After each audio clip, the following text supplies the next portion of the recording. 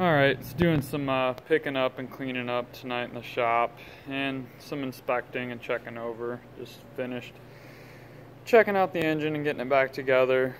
This is just a stock cubic inch 6-liter. It's made just over 1125 rear wheel horsepower. It's blow through carbureted, CSU carburetor. I can get into that in other videos. CSU's treated us very well, but one thing I noticed, just checking over things. Here's our map sensor here. It was actually siliconed in with that and then just zip tied across. Seemed to hold up pretty well for the last 3 years, but noticed something just looked off and it was kind of sitting up a little bit. So I went to inspect further, and I could see a little bit of separation in the housing. You can see what just happened there. That's exactly what it was. Is it was actually sitting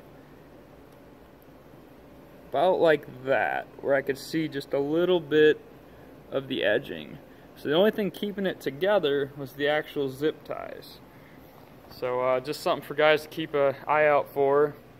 This is a what is it? EFI Source 3-bar. Nothing against them. It's held up good for 3 years, but if we wouldn't have caught that, that could have been, yeah, it could have been the death of some pistons and some issues there.